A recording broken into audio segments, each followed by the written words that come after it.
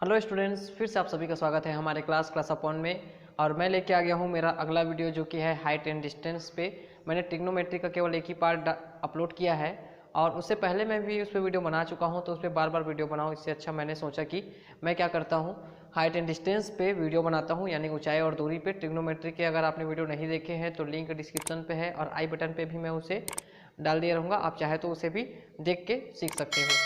तो सबसे पहले जानते हैं ऊंचाई एवं दूरी पे उन्नयन कोण और अवनमन कोण, यानी कि ये दो कोण हमको बस पता रहना चाहिए। और साथ ही साथ साइन थीटा, कॉस थीटा और टेन थीटा का ट्रिग्नोमेट्री में लंब बटे कर्ण, आधार बटे कर्ण और लंब बटे आधार, ये तीनों वैल्यू रहना चाहिए पता। फिर उसके बाद हम इसके किसी भी क्वेश्चंस को बना सकते हैं। तो सबसे पहले जानते हैं हम कि ये उन्नयन कोण और अवनमन कोण होता क्या है। जैसे कि सपोज मैं यहाँ खड़ा हूँ, ये कोई भवन या मीनार है, ठीक है। मैं यहाँ पे सपोज खड़ा हूँ, ये भवन और मीनार है। तो यहाँ से देखिए, सपोज ये क्या हो गया, मैं इसको एक लाइन से मिला दिया और यहाँ से एक लाइन मिला दिया। यहाँ से जब मैं खड़े होके जब इसको देखूंगा तो जितना डिग्री का एंगल बनेगा थीटा 1, ये कहलाएगा क्या, हमारा उन्नयन कोण। उन्नयन कोण कहलाएगा क्या, थीटा 1।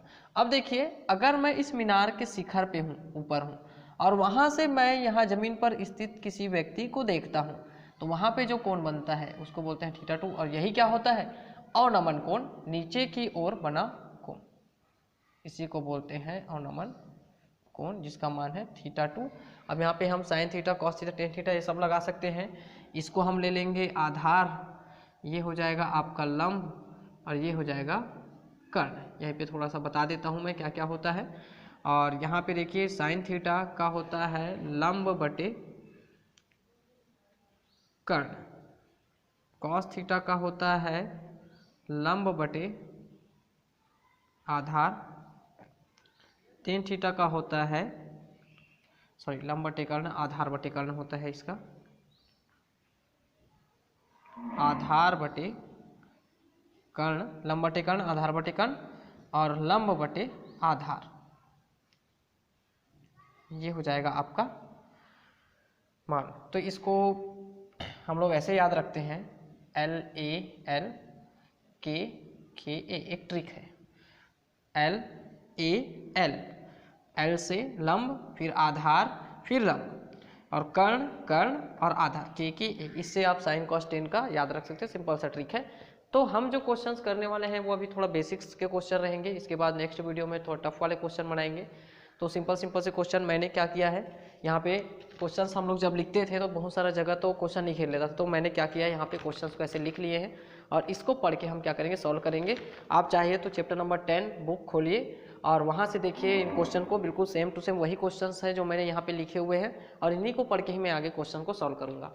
तो देखिए, हमारा पहला क्वेश्चन है, जमीन पर स्थित किसी बिंदु से 90 मीटर दूर स्थिर मीनार, जमीन पे कोई बिंदु स्थित है, वहाँ से 90 मीटर दूरी पर कोई एक मीनार है, के शिखर का उन्नयन कोण 30 अंश है। तो मीटर की ऊंचाई ज्ञात कीजिए। तो जो ज्ञात करना है उसी को हम मानते हैं हमेशा की तरह। तो देखिए, हमारा क्वेश्चन नंबर फर्स्ट है, एक्सरसाइज फर्स्ट का ही है सॉल्यूशन। मैं मानूंगा, माना मीनार की ऊंचाई क्या है, h, ठीक है। अब देखिए, प्रश्न के हिसाब से हम चित्र बनाएंगे। प्रश्न इस तरीके से है कि जमीन पर किसी बिंदु से 90 मीटर दूर, 90 मीटर दूर स्थित कोई मीनार है, यहाँ पे देखिए कोई मीनार है, के शिखर का उन्नयन कोण, यहाँ से जब मैं इस शिखर को देखूंगा इस मीनार के, तो ये जो कोण है वो है 30 अंश और ये हो गया हमारा h, ठीक है। तो देखिए, यहाँ पे साइन कॉस टेन में हम क्या लगाएंगे, तो लंब है और आधार है, तो लंब बटे आधार टेन थीटा, अधिकतर टेन थीटा ही लगता है, लेकिन कभी कभी क्वेश्चन के अकॉर्डिंग जो वैल्यू हमको निकालना रहता है उस हिसाब से भी हम क्या करते हैं, साइन कॉस टेन ऐसे चेंज करते हैं। तो इसको नाम दे दो ए बी सी, तो लिख लेना त्रिभुज ए बी सी में, है ना, क्या लेंगे, टेन थीटा, टेन थीटा बराबर लंब बटे आधार, लंब बटे कर्ण, आधार बटे कर्ण, लंब बटे आधार। तो लंब क्या है यहाँ BC और थीटा का मान है 30 अंश, तो यहाँ पे लिखिए 10 30 अंश ये हो जाएगा आपका BC, आधार क्या हो जाएगा AB। 30 अंश का मान होता है 1/√3। ये ट्रिग्नोमेट्री में डिग्री का वैल्यू यानी कि अंश का मान हमेशा याद रहना चाहिए, बहुत ही जरूरी होता है ये।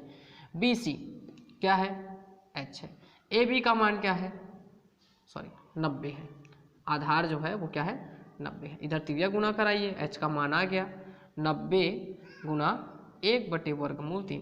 तो देखिए वैल्यू थोड़ा अटपटा सा लगता है, तो मैं क्या करता हूँ यहीं पे इसका परिमेयकरण कर देता हूँ, √3 और √3 से गुना और भाग करते हैं तो 90/√3, और इन दोनों का गुना होता है तो मात्र बचता है तो 3 और 3 एकम 3, 3 3 9, 0 का 0, यानी कि 30/√3 मीटर रहेगा इस मीनार की ऊंचाई। तो आगे बढ़ते हैं क्वेश्चन नंबर 2 की तरफ। ध्यान से देख लीजिए, बहुत ही सिंपल है, मात्र sin cos tan का वैल्यू निकाल के मान हमको ज्ञात करना रहता है। तो मिटा लेते हैं इसको पहले हम।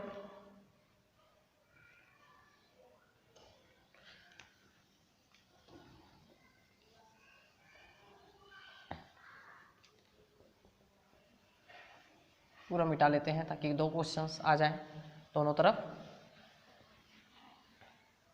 देखिए फिर इसके बाद हमारा दूसरा क्वेश्चन जो है, चाहो तो आप बुक से मैच कर सकते हो, सेम वही क्वेश्चन है। एक ऊर्ध्वाधर स्तंभ की ऊंचाई 3h मीटर है।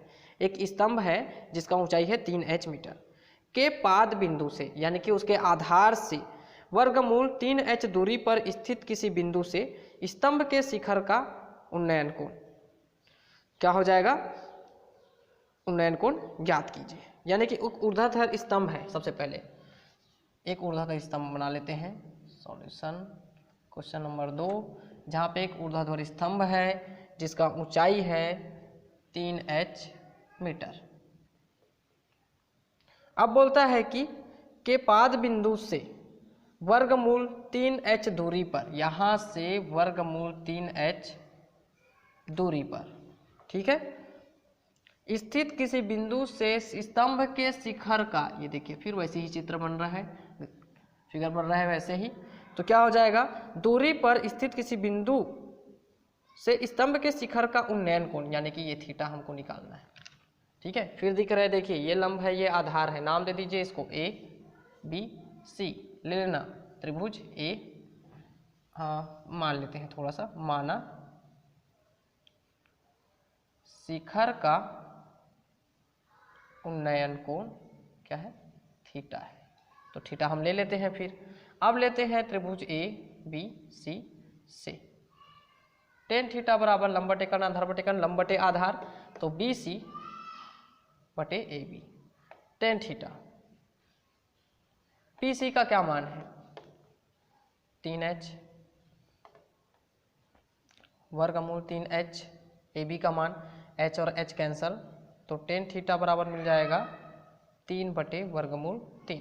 गुना कीजिए यहाँ पे, यानी कि परमेयकरण कीजिए, जब अपाउंड में यानी कि बटे में आपको वर्गमूल 3 मिले तो उसी का गुना कर दो ऊपर नीचे, ये परमेयकरण होता है। तो जब गुना करेंगे तो 3/√3 और इन दोनों का गुना होगा तो 3, 3 और 3 कैंसल, तो tan थीटा बराबर मिलेगा वर्गमूल 3, और ये जो वर्गमूल 3 है वो बराबर होता है tan 60 अंश के, और थीटा बराबर आ जाएगा 60 अंश। फिर इसके बाद ये हो गया हमारा जो बनने वाला जो कोण था उसका मान थीटा आ गया। अरे मत आओ, चलो जाओ जाओ चलो।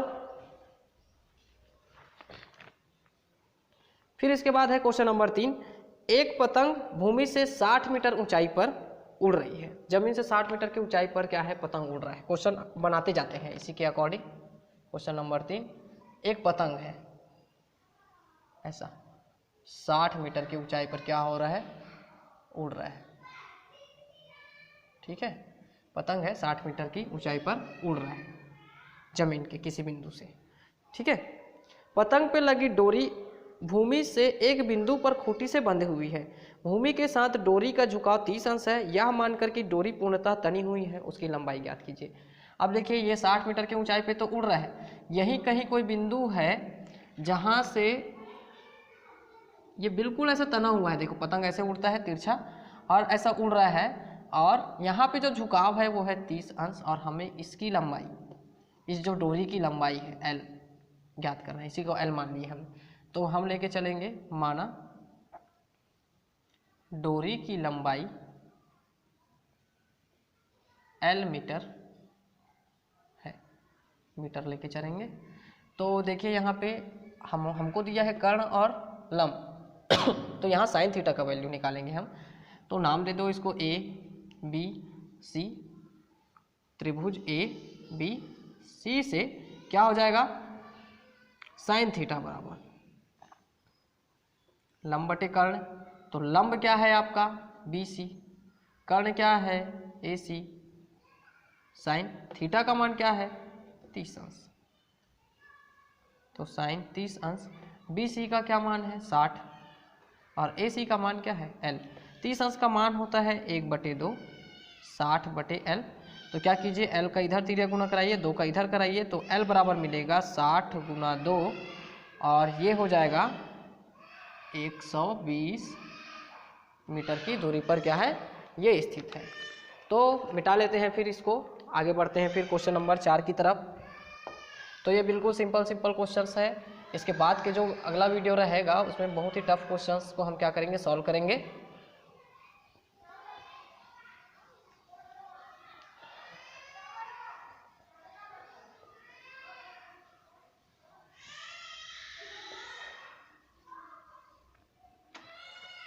तो देखिए क्वेश्चन नंबर 4। क्वेश्चन नंबर 4 है, किसी स्तंभ के पाद बिंदु से 15 मीटर ऊंचा एक भवन के शिखर का उन्नयन कोण 30 अंश है। भवन के पाद बिंदु से स्तंभ का उन्नयन कोण है 60 अंश। तब स्तंभ की ऊंचाई ज्ञात कीजिए। तो एक स्तंभ और एक भवन बनाते हैं। मान के चलते हैं ये एक छोटा सा भवन है और ये जो स्तंभ है ये बड़ा है। ये कितना है 15 मीटर है।